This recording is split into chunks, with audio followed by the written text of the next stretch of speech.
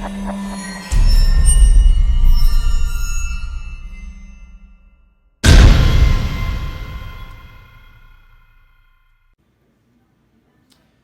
back, folks. We're back in the kitchen with Dr. Stevie Dejuan Springer from Wise and Well. Today we are discussing leaky gut syndrome, how to recognize the symptoms, along with ways to help heal your gut through diet and regimen.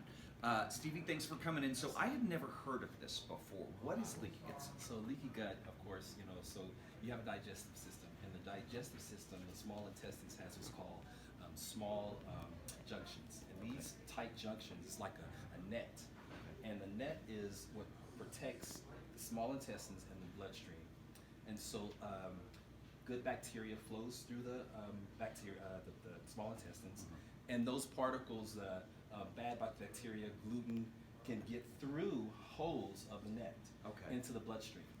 And when that happens, it sends a immune connection to the brain, and that causes the body to increase inflammation. And so one of the number one things that happens is you have migraine headaches that are induced from that. You have thyroid issues that are induced from that. Of course, digestive issues. There are a number of problems that happens when you actually have leaky gut. And so it's important to understand that, of course, I'll make mention of some of the symptoms, and that is, of course, gas and bloating, food sensitivities, chronic fatigue, joint pain, digestive problems, of course, headaches. You also get migraine headaches, as we talked about. Right. And these issues right here are what actually are some of the symptoms that are caused from leaky gut. And individuals may say, oh, that's just a gut problem. And you don't always have to have a gut issue or sensitivity in order for you to have leaky gut.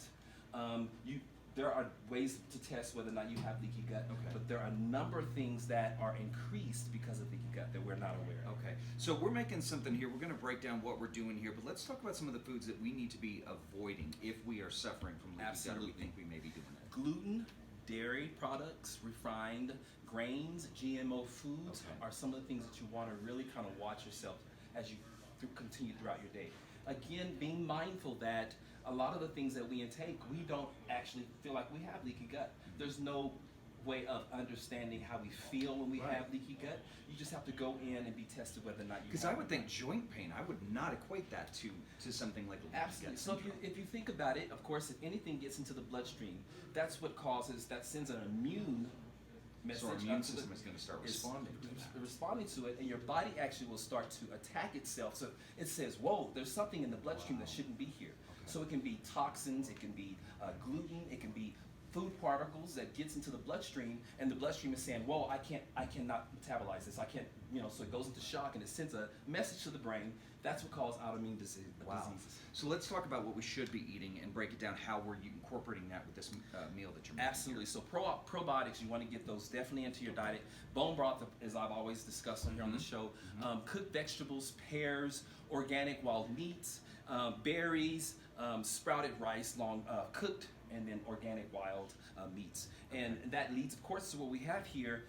It is when you have leaky gut, have been diagnosed with leaky gut, you want to kind of help the digestive system break down. And so lots of stews. Here that I have is a chunky chicken vegetable soup. And there's lots of wonderful vegetables in here within this soup. We've got rotisserie chicken, we've got carrots, we've got corn. And so when you eat things like this and you want to stew them over a period of time to help the digestive system break this food down, because it's easy, it easily digests. And of course you've got a number of amino acids which help prepare the lining. It takes 12 weeks for the digestive tract to heal itself. But of course, you have to make sure that you get into the doctor. They have what's called a breath test to determine whether or not you have leaky gut. So lots going on there. Very quickly, I know we got to wrap. Where can we find you on social media? Social media, Wise and Well with Dr. Stevie Dejuan Springer, or Dr. Springer, wiseandwell.com. Okay, fantastic. Guys, you want more information, just head over to nmliving.com. We'll be right back.